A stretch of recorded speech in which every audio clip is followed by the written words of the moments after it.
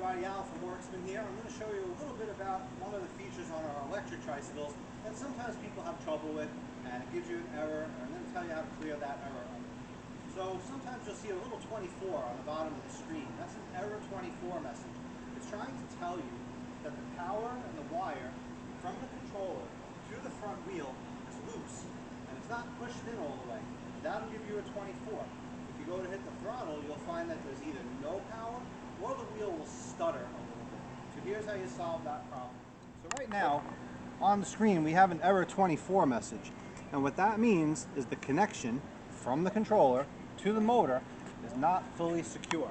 So how do we get rid of that? This wire here, so you have a big end and a small end with two arrows pointing towards each other. If it's not in all the way, that will make the error 24. It's getting power, but it can't read the motion of the wheel and the sensors on those pins. Give it a very good solid push all the way in, and now you will see no more error on your screen.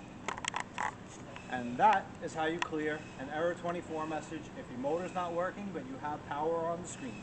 99% of the time, that's the problem, and you're ready to go for a ride. So if you have any questions, feel free to give us a call, 718-322-2000. We'll be happy to help you. Good luck.